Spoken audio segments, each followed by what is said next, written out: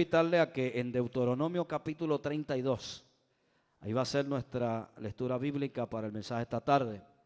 Deuteronomio capítulo 32, leemos el texto número 4 y lo leemos a la letra del Padre, del Hijo y del Espíritu Santo. Decimos amén.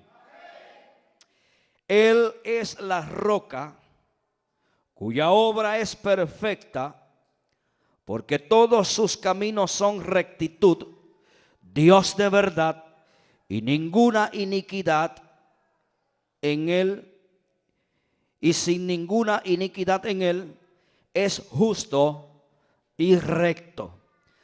Gracias te damos, buen Dios, por esta tu palabra.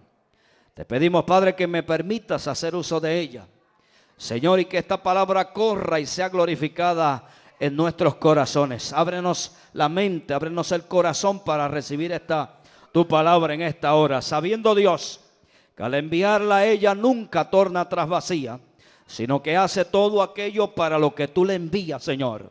Por eso te pido que sanes, salves y restaures por esta poderosa palabra, en el nombre de Jesús. Amén. Puede tomar asiento, iglesia. Quiero hablarles bajo el tema: nuestro Dios es Él. Nuestro Dios es Él.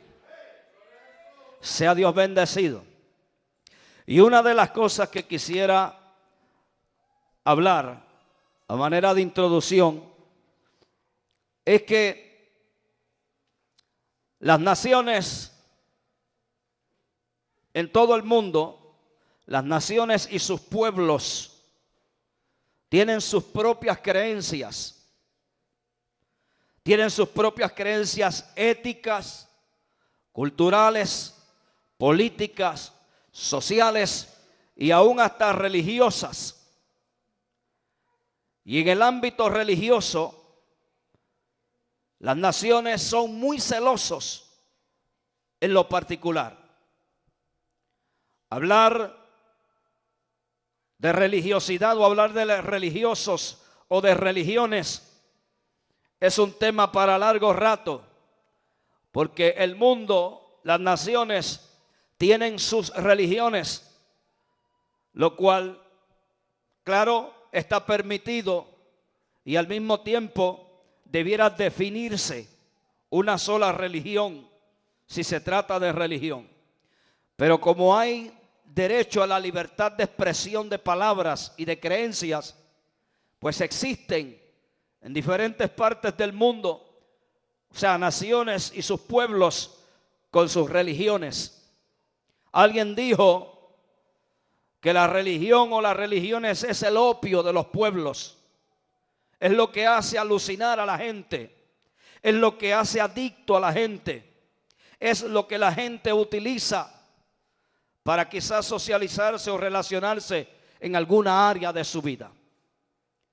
Claro que cuando hablamos de religiones o de religiosos, muchas veces es de cuidado hablar de alguna religión en particular, porque puede ofenderse la fe o las creencias de las personas creyentes. Cuando hablamos quizás de las religiones del Medio Oriente o del Oriente o del Occidente, de cualquier parte del mundo, si no lo hacemos con mucho cuidado, tal vez quebramos o violamos los principios de muchas personas en cuanto a creer, su ética. Y es de cuidado muchas veces cómo el que se considera religioso va a hablar de su propia religión, o quizás va a hablar contrario a la religión de otro. Pero no se trata en esta tarde de hablar meramente de religión o de religiosos. Simplemente estoy tratando de establecer la introducción de este mensaje. Hablar contrario de lo que se enseña respecto a Mahoma es ofender la fe de los orientales. Hablar contrario a lo que se enseña respecto a Buda es violar los principios de ellos y ofenderlos y hasta cometer sacrilegio contra sus religiones.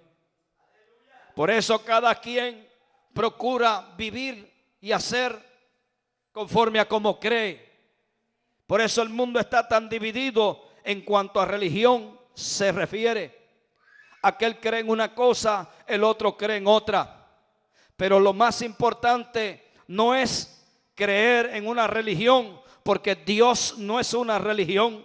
Jesucristo no es una religión tampoco. Por el contrario, la Biblia enseña que la verdadera religión pura y sin mancha es aquella que le da pan al hambriento y refugio al huérfano. Quiere decir que cuando se practica una verdadera religión, tiene que ir acompañada de fe y de obras. Sea Dios glorificado. Nadie puede decir yo tengo fe si no tiene obras. Entonces queda claro que la religión debe estar basada en obras, juntamente con fe. Sea Dios glorificado. Así que esto se puede ver en muchos lugares, como la gente lucha por lo que creen, inclusive hasta mueren por lo que creen. Mi Dios no es el Dios Alá, mi Dios no es el Dios Buda, mi Dios no es el Dios Mahoma, mi Dios es el Dios creador del cielo y de la tierra, Jehová de los ejércitos, y ese es su nombre. Sea Dios glorificado. Mi Dios no es Mahoma, porque no he creído que debo matar en nombre de Jehová Dios de los ejércitos. No creo que debo cargarme de dinamitas y de pólvora para entrar en un sitio y matar miles de gente. Ese no es mi Dios, ese no es Alá, aleluya, que mata a la gente. No, aleluya, por el contrario, el Dios verdadero es el Dios que provee salvación y cuidado para sus criaturas. Pero yo no vine en esta tarde a hablarles contrario ni a criticar religiones orientales y mucho menos. Quiero dejar bien en claro que una de las situaciones que se encontró el apóstol Pablo, y es la que nos encontramos hoy, es que en el capítulo 17 del libro de los Hechos de los Apóstoles, el apóstol Pablo llega a Atenas, un lugar en Grecia. Y cuando llega allí, dice la Biblia que su corazón se enardecía, se entristecía, temblaba en ver cómo la gente se sumergía en la idolatría. Como en ver que los grandes filósofos griegos, los grandes hombres intelectuales se sumergían en el paganismo. Y hace mención de dos grupos en particular, los epicureos y los estoicos. Eran grupos filosóficos del tiempo del apóstol Pablo. Y Pablo, a medida que llegaba a la plaza y se sentaba en la plaza a esperar sus compañeros de ministerio, solo miraba y solo observaba cómo se sumergían y cómo discutían en las plazas y en la sinagoga contra los judíos sobre una nueva religión que pareciera, amén, que para ellos Pablo estaba trayendo. Tanto así que cuando Pablo estaba hablando de Jesucristo y había sembrado una semilla, los griegos y aún muchos judíos no creyentes tuvieron celo contra el apóstol Pablo y lo apresaron y lo llevaron al Areópago, lo llevaron preso. Y allí lo confrontaron y le preguntaron: ¿qué es este nuevo Dios al cual tú vienes hablando? Y muchos decían: no, es que él es un palabrero. Y muchos lo acusaban de ser un hombre que estaba inventando una nueva religión o una nueva filosofía, porque para los estoicos y para los epicureos, para estos filósofos, no había nada nuevo fuera de lo que ya ellos habían creído.